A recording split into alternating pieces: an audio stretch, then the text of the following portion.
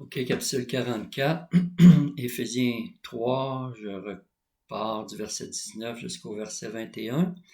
Et ça met fin aussi à la partie théorique ou doctrinale avant d'entrer dans la partie pratique au chapitre 4 jusqu'à 6.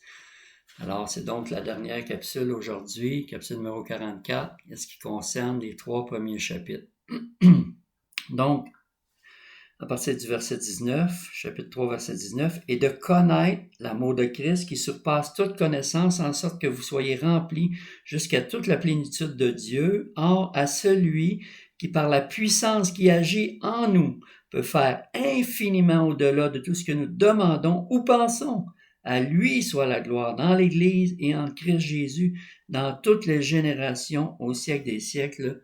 Amen. » Donc, dans la capsule précédente, j'ai dit qu'il était tellement important d'avoir cette révélation particulière de l'amour de Dieu pour nous parce que le fait d'être rempli de toute la plénitude de Dieu, qui est le top des tops, dépend de cette révélation-là.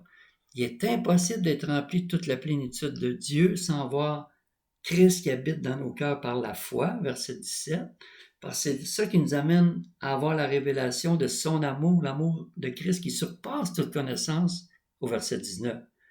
Et ça, c'est important parce que dans Galates 5, verset 6, Paul va dire car en Jésus-Christ, ce qui a de la valeur, ce n'est ni la circoncision ni l'incirconcision, ce qui était l'objet de haine entre les Juifs et les païens. Paul dit, c'est pas ça qui est important. C'est pas ça qui a de la valeur, mais la foi qui est agissante par l'amour. La foi qui est agissante par l'amour, c'est ce qu'on vient de parler. Que Christ habite dans vos cœurs par la foi, puis que vous connaissiez l'amour de Christ qui surpasse toute connaissance. Parce que c'est ça qui compte, c'est ça qui a de la valeur. C'est cet amour-là, cet amour dont Jean dit aussi dans Jean 1, 4, 18, il n'y a pas de crainte dans l'amour, mais l'amour parfait bannit la crainte, car la crainte implique un châtiment, et celui qui craint n'est pas parfait dans l'amour. Il n'y a pas personne qui peut être rempli de toute la plénitude de Dieu puis être en même temps dans la crainte. C'est deux choses incompatibles. On ne peut pas être dans la crainte puis rempli de toute la plénitude de Dieu en même temps. J'ai dit aussi que Paul prenait pour acquis que ses auditeurs, lecteurs, n'appréciaient pas assez cette révélation de l'amour de Dieu pour eux, qui surpasse toute connaissance, puisque Paul se met à genoux pour prier qu'ils puissent avoir cette compréhension-là. Donc, c'est parce qu'il ne la comprenait pas assez. Et j'ai dit aussi que c'était un paradoxe de parler de comprendre un amour qui surpasse toute connaissance. Ça semble un non-sens au départ, mais comme j'ai expliqué dans la capsule précédente, ça prend une révélation. Mais malgré ce paradoxe-là, on comprend aussi que c'est possible de comprendre l'incompréhensible par révélation. Et on comprend aussi que c'est ce que Dieu veut, puisqu'il dit au verset 20 ici, Éphésiens 3, 20, « Or, à celui qui, par la puissance qui agit en nous, peut faire infiniment. » Mais on comprend dans le peu que Dieu veut, mais c'est qu'il y a quelque chose de notre côté aussi à faire. Ça dit, « Or, à celui qui, par la puissance qui agit en nous, peut faire infiniment au-delà de tout ce qu'on peut demander ou penser. » Donc, non seulement Dieu peut, il le veut, mais il y a une condition à remplir de notre côté. C'est par la puissance qui agit en nous. C'est ça la condition, parce que si on ne comprend pas l'amour incommensurable aux 4 dimensions, l'amour qui surpasse toute connaissance, si on ne comprend pas cet amour-là que Dieu a pour nous, on met un frein, on met une limite sur Dieu, on met un frein à ce qu'il peut faire pour nous, parce que sa puissance agissante, celle de son amour, agit pas en nous. C'est pour ça que Paul va dire à Timothée, par exemple, je t'exhorte à ranimer la flamme du don de Dieu. Tu l'as reçu, mais ranime-la, parce que c'est pas un esprit de timidité qu'on a reçu, c'est-à-dire de crainte. C'est pas un esprit de crainte qu'on a reçu, mais un esprit de force, d'amour. Encore une fois, l'amour et de sagesse. Alors, le problème, c'est pas l'absence de puissance à l'intérieur de nous, mais le problème est dans nos pensées. Ce sont nos pensées qui mettent une limite à ce que Dieu peut faire. C'est pour ça que Paul dit à celui qui peut faire infiniment au-delà de ce que vous pouvez demander ou penser. C'est nos pensées. C'est nos pensées parce qu'on pense que Dieu ne peut pas, on n'ose pas demander. mais il faut demander au-delà de nos pensées. Il faut demander l'impossible, parce que c'est ce que Dieu non seulement peut, mais veut faire. Mais il faut laisser la révélation de son amour nous rentrer dans la tête. Parce que c'est ça qui nous rentre pas dans la tête, que Dieu puisse nous aimer à ce point-là, quand on est devant un problème qui semble qu'il n'y a pas de solution. Mais c'est là, justement, il faut dire à Dieu, Seigneur, qu'est-ce que tu vas faire? Moi, mon intelligence naturelle me dit, il n'y a rien à faire, mais toi, Seigneur, qu'est-ce que tu vas faire? Il faut rentrer dans cette paix-là, que Paul appelle dans Philippiens 4.7, la paix qui surpasse toute intelligence, lorsqu'il dit, après avoir dit au verset 6, c'est important de comprendre ça aussi, que Paul dit dans Philippiens 4, verset 6, faites connaître à Dieu, ne vous inquiétez de rien, mais en toute chose, par la prière et l'explication, avec des actions de grâce, faites connaître à Dieu vos demandes.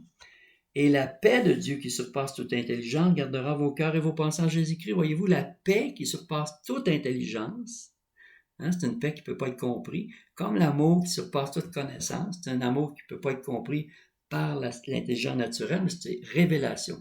Une paix qui vient par révélation, un amour qui vient par révélation, mais la paix surnaturelle va venir suite à la révélation de l'amour surnaturel. Alors, c'est là qu'il faut vraiment dépasser notre capacité naturelle pour s'accrocher aux révélations de la parole de Dieu, parce que c'est comme ça que la grâce de Dieu fonctionne. C'est quand par la foi, on reçoit ce que la parole de Dieu dit, puis on fait abstraction de ce que nos pensées naturelles vont nous dire. C'est pour ça qu'on peut prendre, c'est une image que je donne, mais comme la gomme à effacer du Saint-Esprit pour effacer toute pensée contraire à la parole de Dieu. Et ensuite, on prend l'épée de l'Esprit qui est la parole de Dieu pour affirmer à l'offensive, prendre l'offensive, pas juste rester sur la défensive. Quand on va parler des armes du chrétien au chapitre 6, on va voir que toutes les armes sont défensives, le casque du salut, le bouclier de la foi, la cuirasse, mais il y en a une seule qui est offensive, c'est l'épée de l'Esprit. Et il faut prendre les armes défensives, mais aussi il faut prendre l'arme offensive qui est la parole de Dieu. Et c'est comme ça que les chrétiens, à travers tous les siècles, toutes les générations, il est dit au verset 21, Or à celui, c'est-à-dire à lui la gloire dans l'Église et en Jésus-Christ, dans toutes les générations, au siècle des siècles. Amen. C'est comme ça que les chrétiens, à travers les siècles, dans toutes les générations, à travers tous les siècles, on fait avancer la cause de la gloire de Dieu, de sorte que quand on lit l'histoire de l'Église, l'histoire du christianisme à travers les siècles jusqu'à aujourd'hui, et surtout qu'on voit à quel point les chrétiens ont enduré des souffrances, des persécutions, des cruautés extrêmes. J'ai déjà parlé un peu dans notre capsule du livre qui s'appelle Fox Books of Martyrs, qui est le livre des martyrs écrit par John Fox au 16e siècle. C'est effroyable de lire les souffrances, mais c'est eux autres qui ont fait avancer la cause qu'on joue aujourd'hui en Occident, du monde dont on joue, parce qu'ils ont percé, ils ont traversé ces épreuves-là victorieusement, et ça a changé le monde. Il ne faut pas laisser aller les progrès qui ont été acquis par les chrétiens des autres générations. Il faut plutôt gagner toute la planète, parce qu'il y a des pays dans le monde aujourd'hui où il y a encore d'énormes persécutions contre les chrétiens. Et on n'a pas le droit d'être paresseux puis de rester dans notre petit monde isolé. On a un devoir communautaire d'Église de soutenir l'effort d'évangélisation puis de mission dans le monde et de continuer à gagner l'Évangile.